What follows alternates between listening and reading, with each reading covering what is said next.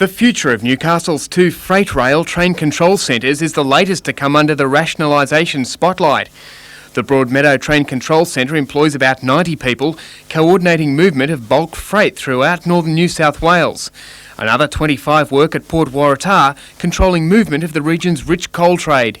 They are presently undergoing job redesign and work evaluation as required under enterprise bargaining, which will lessen their numbers, and it seems to be a scenario that quite a number of these positions will be amalgamated into one. That's a proposal at the present moment, and it may be about 2 years before that actually impacts on staff at this present facility.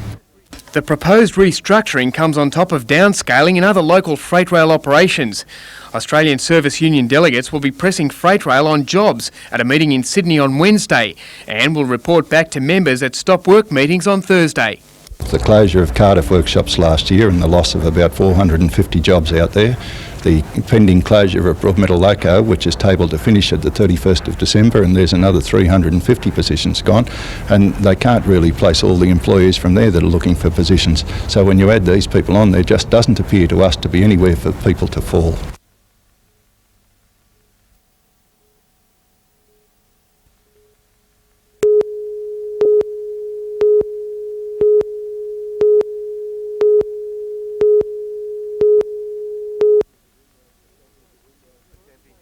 Attempting to win their first major trophy in the top division, Wickham looked anything but underdogs in the first half. Stretching Highfield's defence, the Premier's lucky not to concede a goal or more. Running into a stiff breeze, Highfield spent much of the first half content to defend. But the second was a different story. Highfield's taking control and, unlike Wickham, made the most of their opportunities. Wayne Webb putting them one up in the 50th minute. Minutes later, the Premiership knockout double was assured with a brilliant strike from Wayne Bailey.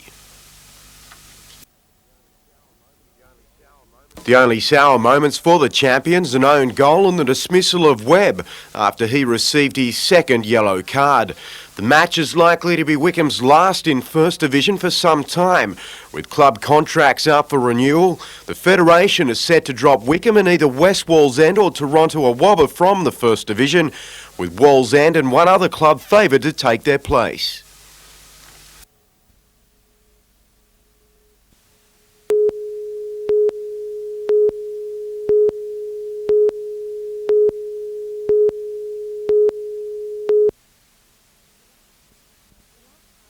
The last time Bevan O'Regan was Shire President in 1992, Council was embroiled in controversy over the suspension of 3 senior employees. 2 years later, he is again in the hot seat after a close vote ousted Mayor Doris Kelly and installed Mr O'Regan as Council Chief. I think it's democratic. Last year I was voted out, and this year I was voted back, and I'm quite happy with the democratic process. I think Narrabri a council that is quite often divided, but I don't think that's bad. I think that's very good that it's divided because it is a very, very individual council, and I wouldn't want it any other way. Mr O'Regan says he has no immediate plans for the direction of council. I can't think of anything right now. We've got a few jobs to do, but like wee war levies is going to be a big feature and things like that, but I believe I can't see anything in the foreseeable future now. As for the former mayor, she says she is proud of her 12 months as head of Narrabri Shire. I've enjoyed my 12 months and I'm delighted as to what we've achieved. For the first time, possibly ever, we have union, staff, councillors and community working together. Now that is a major achievement of which I'm very proud. Amanda Bolger, NBN News.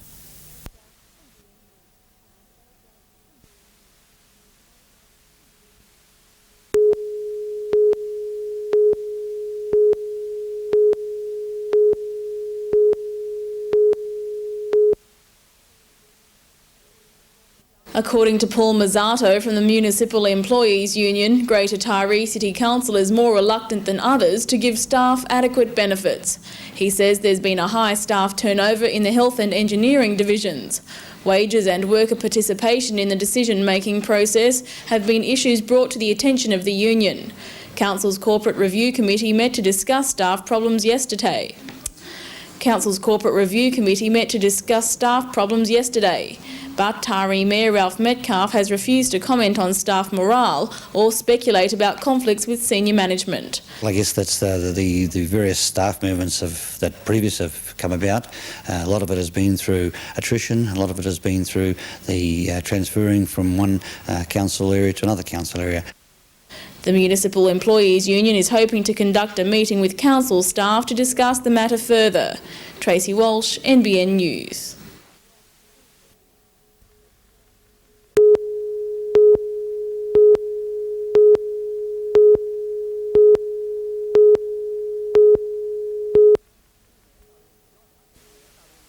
Two men are in the John Hunter Hospital after a drag race went wrong at Belbird just after 3 o'clock this afternoon.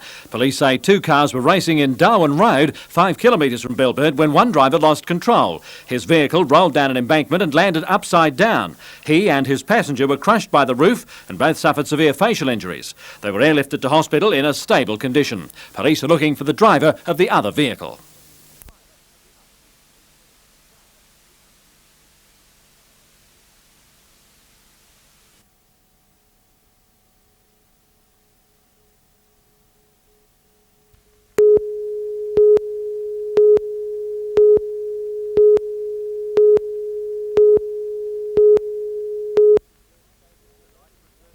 The Knights Reserve showed their diversity at training tonight ahead of volleyball, good practice for their handling skills.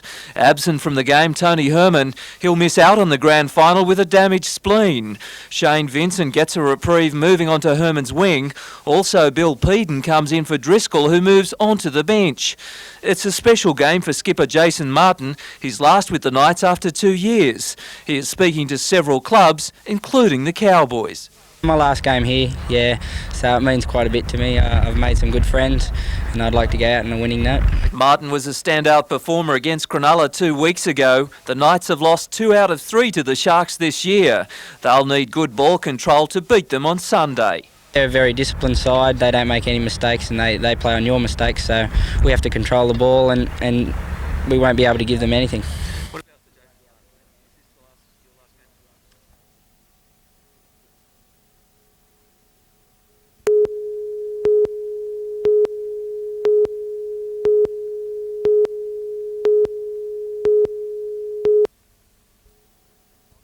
The cycling lobby had reason to celebrate today with the opening of a new cycleway at Port Stephens. The 1.2 kilometre path connecting Nelson Bay to Dutchman's Beach is the latest link in a chain of cycleways extending from Fingal Bay. Others are planned to connect Corlette and Soldiers Point.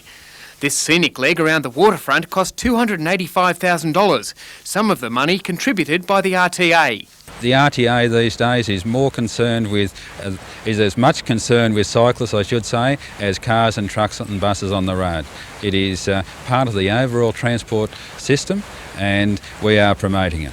Bicycle safety is also being heavily promoted with a marked reduction in head injuries for bike riders since the introduction of compulsory helmets. With those rights, of course, come responsibilities. They have to obey the road rules as well as anybody else on the road.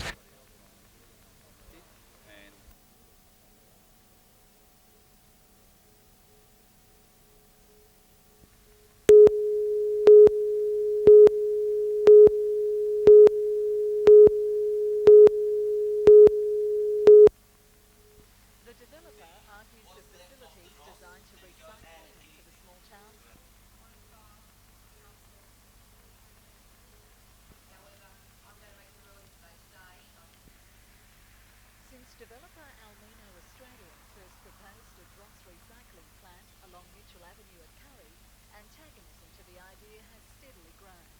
Last night, residents took their concerns to council, fearing environmental problems if the plant goes ahead. Is the contaminants fluoride?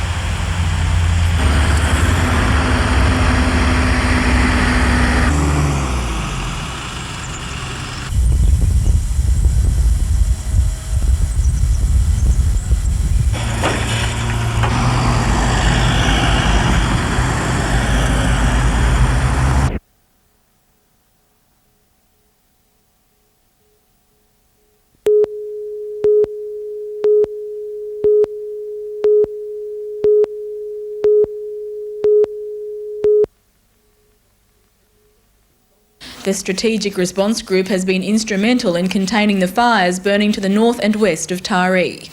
Over 100 people were involved in backburning operations at Brimban Malinga yesterday. Their efforts have paid off. Reinforcements from Sydney have returned home. Local bushfire brigades and state emergency crews will continue to patrol the boundaries over the next few weeks. Concern over a northwesterly wind predicted for tomorrow has led to additional burning off next to the fire lines at Moral Creek. Early this afternoon, brigade units were dispatched to Kippax, west of Wingham, to warn a property owner who was burning off rubbish. Obviously, this property owner is not aware that during the current fire emergency, there are no fires to be lit whatsoever. So Bulga Brigade will extinguish that fire. Holders of fire permits will have to reapply for them when the total fire ban is lifted.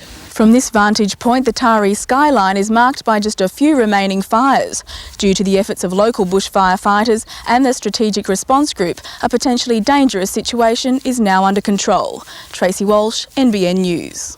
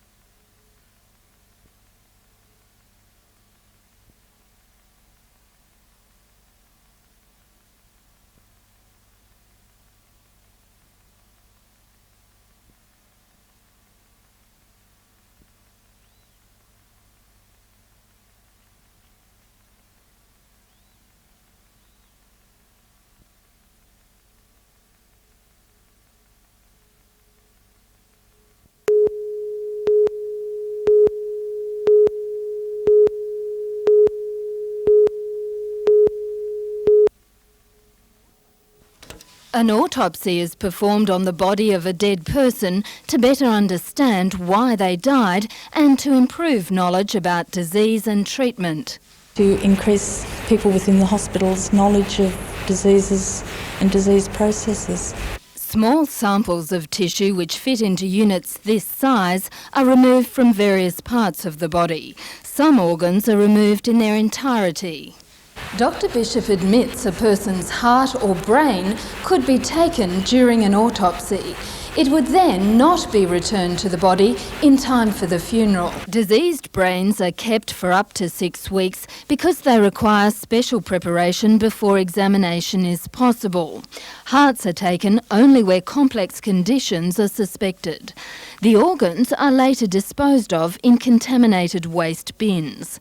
Under the law, families don't have to be told that the organs were retained. It depends on how many questions the relatives ask, the interaction between the clinician and the relatives as to what information is understood by the family at a very stressful time. The number of autopsies performed worldwide is dropping. Doctors fear if this trend continues, medical knowledge of diseases and cures will suffer.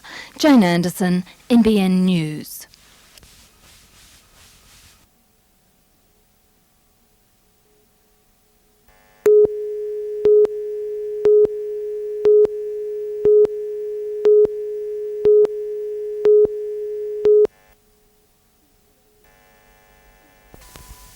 Since the '89 earthquake, repairs to Newcastle's grandest place of worship have been in the hands of its insurer NZI.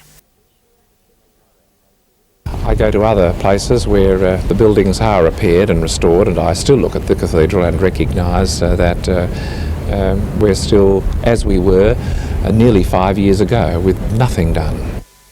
$1 million has been spent to make the cathedral safe, but it's major structural repair work, estimated at nearly $17 million, that needs urgent attention. So far, architects and engineers on both sides haven't agreed on how that should be done. The longer we delay in repairing the building, the greater problem it is. MLC Paul O'Grady raised the matter in State Parliament last night, revealing that prior to the quake, the cathedral's insurance policy was updated at the request of NZI. He accused the company of behaving appallingly, slow and inconsistent to the point of incompetence. Today, NZI argued that a working party, including an independent consultant, was set up earlier this year to resolve the insurance claim. The company is waiting on a report saying the process is working efficiently and it was confident repairs will commence at an early date. What this current matter has brought to the attention of everybody is how slow the work has been in coming to any resolve. If it comes to a resolve as a result, I'll be very pleased. Melinda Smith, NBN News.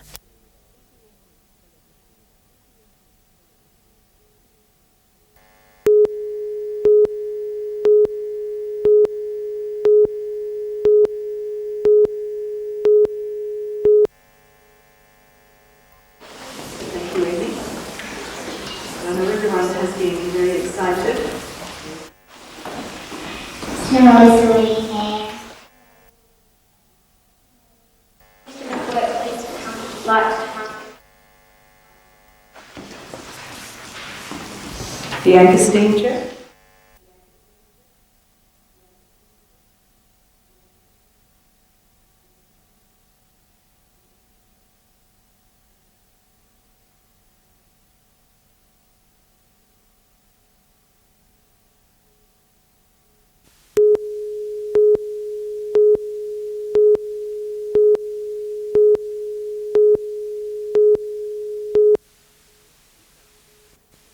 Newcastle's quest for its first premiership couldn't have begun better. Jason Martin instigating the Knights first in the 5th minute.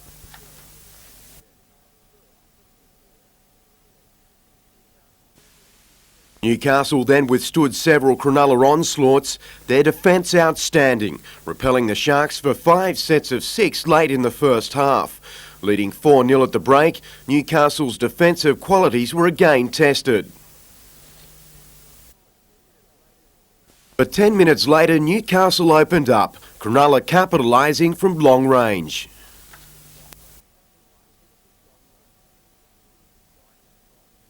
Five minutes on and there was worse to come for the Knights, their premiership aspirations in tatters.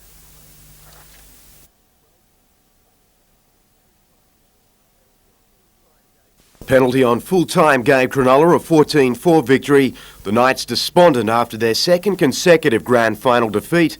Martin praising his side's effort.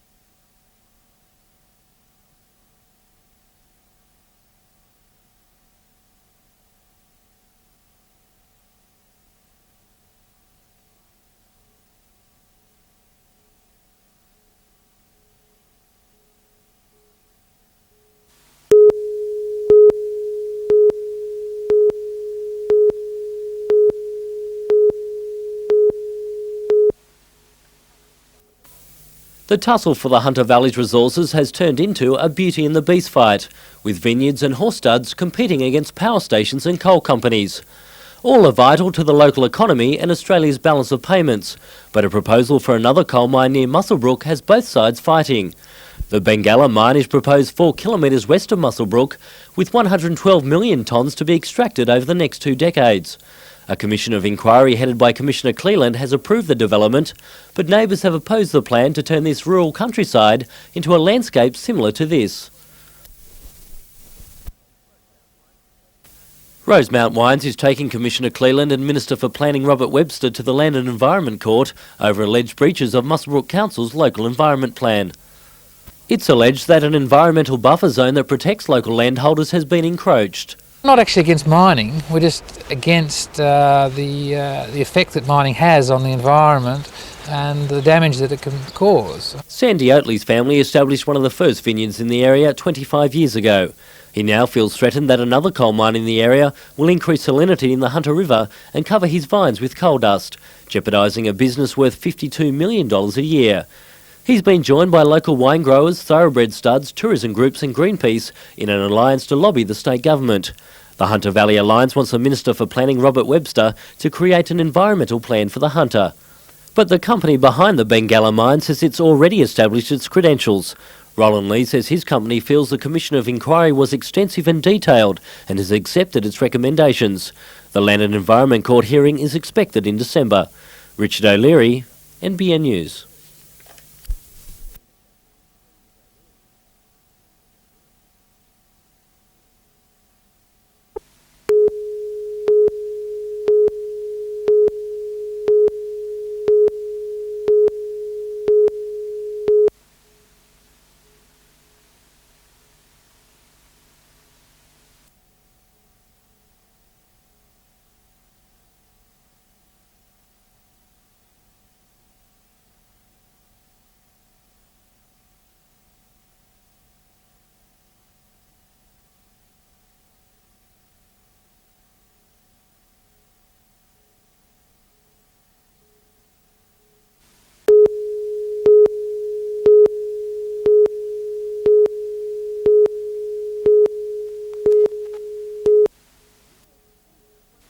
This is the scene of one of the Hunter's worst ever simulated disasters. It was on the Pacific Highway near Branxton, where a bus and a semi-trailer collided and 4 cars piled up on the wrecks.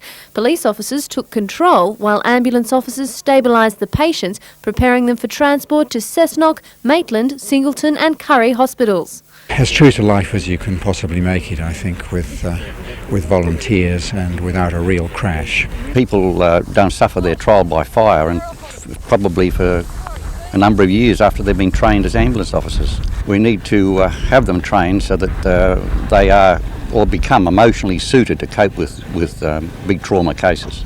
Staff at the casualty departments of the hospitals were examined on their performance, as well as nurses, doctors and ambulance personnel at the scene. I'll be looking to see if the medical teams prioritise the victims or triage them appropriately so the most seriously injured get dealt with first and transported from the scene first. The mock emergency is staged by most hospitals each year to familiarise staff with disaster procedures should a similar crisis in real life ever happen.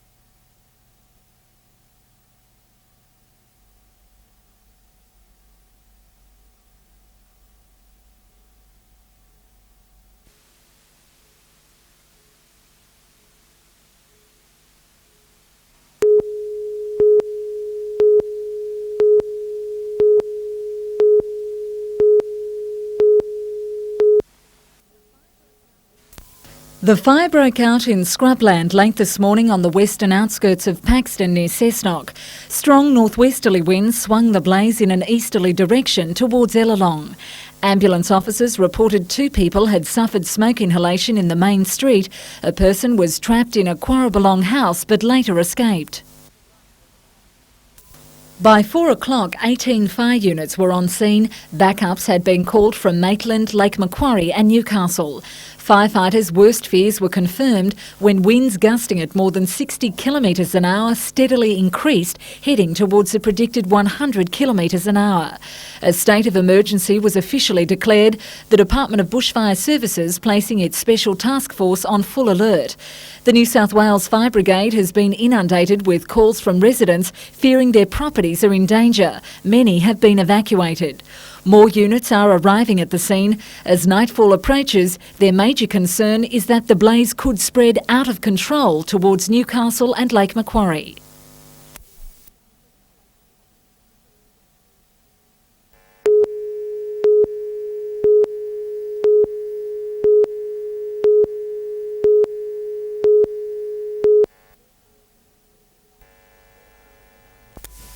There are a number of environmental problems surrounding the steady growth of Cessnock's poultry industry.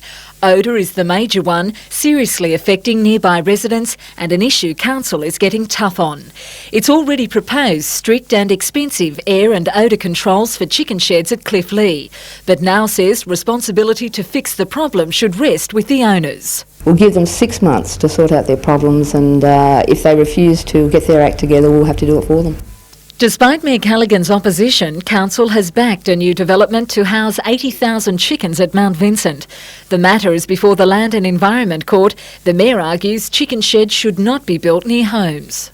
It's a valuable industry, it's very valuable for the hunter, but we cannot continue locating chicken sheds near residences because within 5 years we're asked to close them down.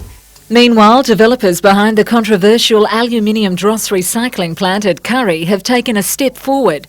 Last night, Council approved in principle to support the $27.5 million development, pending the outcome of a number of environmental concerns, including the possible connection between fluoride emissions and asthma.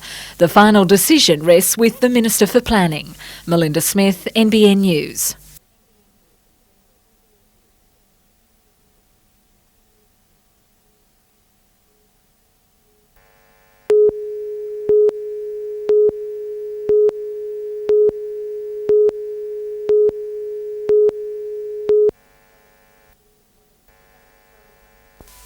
Fanned by winds reaching 100 kilometres an hour, Tuesday's bushfire was one of the area's worst on record. Today, Cessnock's bushfire headquarters was monitoring the situation, with some backburning still underway.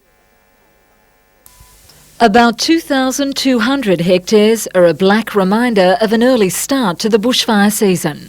As if the continuing drought wasn't hard enough to cope with, property owners now have little choice when it comes to feeding their cattle. Local cattle owners Dorothy and Athol Harrison lost most of their herd in the blaze. They're now forced to hand feed those that survived. There is nothing left in any of the paddocks and they've either got to shift out or sell out. See, the price of hay and it's jumped. Well, you're paying $10, well you should only be paying about $5 a bale right now.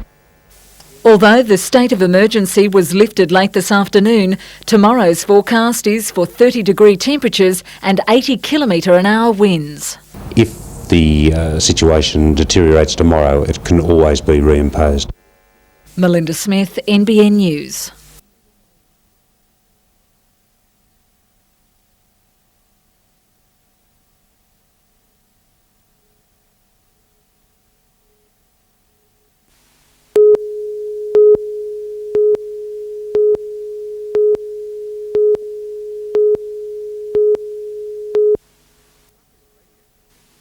The Truckers Radio Network is coordinating the convoy, an idea that grew out of city folk somehow wanting to lend a hand to those in the country. This load is headed for Glen Innes. Trucks, fuel, tanks, water and communications have all been donated by local councils and businesses, and others have given bottled drinking water. Yes, it certainly is. It's been a lot of hard work. Not as much as we'd like, but every little bit helps. As well as the water, some cash has been raised to buy fodder. A convoy of 10 trucks leaves Newcastle at 11 tonight. We arrive in Glen Innes right about breakfast time, where the town's going to give us a barbecue breakfast. Is this a one-off trip or are there others planned? I'd like to try and do another one. Maybe if things don't relieve up there, we might look at another one after Christmas.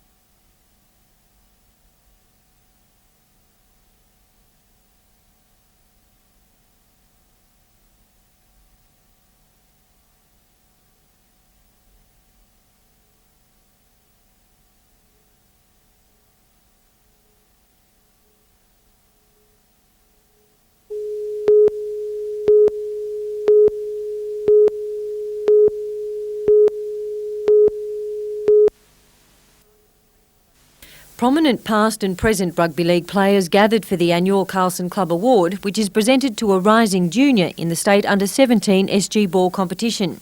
This year's winner was Knights centre Owen Craigie. Among the prizes for the award, named after league legend Brian Carlson, a $3,000 trust account. Originally from Inverell, Owen joined the Knights camp this year, scoring 19 tries in 12 SG ball competition games. He also represented New South Wales and Australian schoolboys. In his debut for Australia against New Zealand, he scored 3 tries. It's like a dream come true sort of thing. I always wanted to play Australian schoolboys and represent Australia, represent New South Wales, and I've done it in a year. I was very proud of what I achieved and stuff. It was good. Knights coaching manager Keith Onslow foresees Owen playing first grade next year. Given his current improvement and ability, then he's certainly a great chance of playing reserve grade and possibly first grade.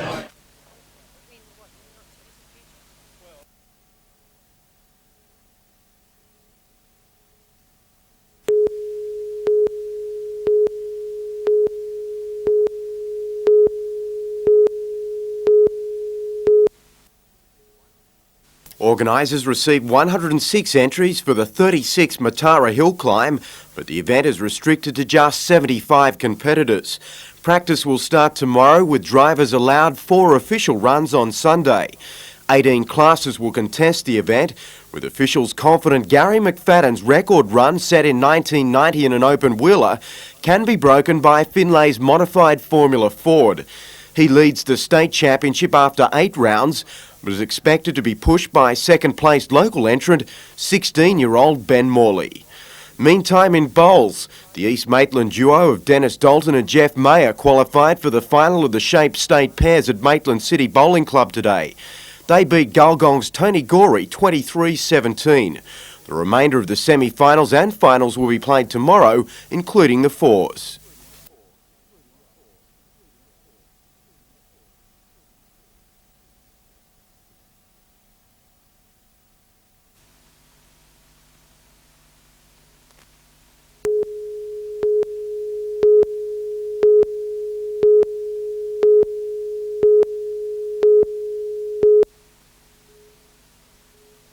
It's been a busy week for the state's best 10 and under juniors. 24 teams of boys and girls representing every region throughout the state have been battling it out in the inaugural New South Wales Teams Championships. In today's girls' final, 2 Sydney teams, Metropolitan Baronias and Metropolitan Wattles, were pitted against each other. Baronia's #1 singles player Joanne Steffen in the purple cap had the upper hand, winning both sets against the Wattles Chantel Williams and helped guide her side to victory in the Dawn Fogarty Cup. In the boys' final, Sydney sides again claimed both berths. The top singles match was an even affair, with Zahn Grana in the red hat and Alwyn Lim splitting their 2 sets. Zahn's team, the Metropolitan Wallabies, were to be the eventual winners, taking the John Whittaker Cup. Catherine Lamond, NBN News.